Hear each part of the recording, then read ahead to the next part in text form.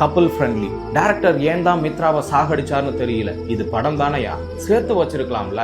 அப்படி மீறி சேர்த்து வச்சிருந்தா இந்த லைனுக்கு அர்த்தம் இல்லாம போயிருக்கும். Life is all about sudden good boys, handle it with care. இதுதான் படத்தோட கோர். சாதாரண லவ் ஸ்டோரி தான். இதை இவ்வளவு தூரம் தூக்கி வச்சு கொண்டாடுறதுக்கு ஒரே ஒரு காரணம் தான். சில சிக்கல்களுக்கு முடிவு உடனடியா கிடைக்காது. அந்த மாதிரியான சமயத்துல அவங்க கூட இருங்கன்னு சொன்னதுதான் இந்த படத்தோட ஹைப்புக்கு காரணம். வேலை இல்லாம இன்டீரியர் டிசைனர் ஆகணும்னு சென்னைக்கு வந்த சிவாவுக்கு கல்யாணம் பண்ணிட போறாங்கன்னு பயந்துகிட்டு வேலை தேடி சென்னைக்கு வந்த மித்ரா தன்னோட ப்ரொஃபஷனை மறந்துட்டு சிவாவுக்கு ஹெல்ப் பண்ணது. வளர்ந்ததும் வர காதலியை விட வறுமையில வந்து சிவாவோட வாழ்க்கையை மாத்தின மித்ராவை ஒவ்வொரு பசங்களும் சோல்மேட்டா நினைக்க ஆரம்பிச்சுட்டாங்க. மித்ரா சிவா கிட்ட ஒரு கிடைக்குமான்னு கேட்கறது காதலை எல்லாரும் எதிர்பார்க்கிற ஒண்ணுதான். இது காமத்துக்காக கேட்கல.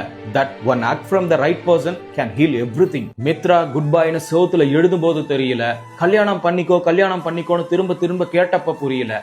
இந்த இடத்துல டைரக்டர் சல்யூட் பண்ணலாம். அந்த அளவுக்கு டயலாக ரைட் பண்ணிருக்காரு. லைஃப்னா என்ன, நீ கிளையண்ட்டுக்காக ரெடி பண்ற மினியேச்சர் மாடல் நினைச்சியா?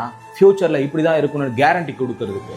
மித்ரா சொன்னதெல்லாம் மித்து இல்ல, இட்ஸ் a fact. கடைசி 30 நிமிஷத்துல கண்ணீர்ல மூழ்கடிச்சுட்டாங்க. நீ யாரு, ஒரு நாள் இப்படி கேட்டா என்ன பண்ணுவ சிவான்னு கேட்ட மித்ரா கிளைமேக்ஸ்ல டாக்டர் இவங்கள யாராச்சும் உனக்கு தெரியுதா மித்ரான்னு கேட்டப்போ எதுவுமே பேசாம இருந்ததை பார்த்த சிவா சில்லு சில்லா உடைஞ்சு போயிட்டாரு. சிவாவுக்கு எல்லா பசங்களும் எதிர்பார்க்கிற சோல்மேட் மாதிரி இருக்கிற மித்ரா இறந்து போயிட்டாங்களே, அவங்க கூட சேர முடியலையேன்னு வேதனைப்படுற சிவாவை நினைச்சு கவலைப்படுறதா, இல்ல என்ன ஆனாலும் பரவாயில்ல என்னை விட மாட்டேன்னு என் கூடவே பார்த்துக்கிட்ட சிவாவோட வாழ முடியலையேன்னு சொல்லிட்டு மித்ரா இறந்து போறதை நினைச்சு மித்ராவுக்காக கவலைப்படுறதா? இந்த கதையில இருந்து ஒண்ணு மட்டும் தெரிஞ்சுக்கிட்டோம்.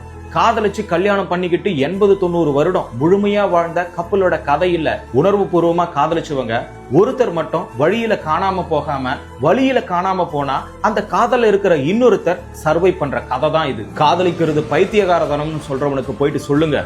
இந்த நிமிஷம் அந்த நிமிஷம் ஆகாம தோன்றத அப்பவே பண்ணிட்டா லைஃப்ல எந்த ரிக்ரெட்டும் இருக்காதுல்ல. நீங்க சொன்னீங்களே, அதுக்கப்புறம் இந்த நிமிஷத்தை நினைச்சு பார்த்தா ஒரு சாட்டிஸ்ஃபைங் மூமெண்டா இருக்கும்.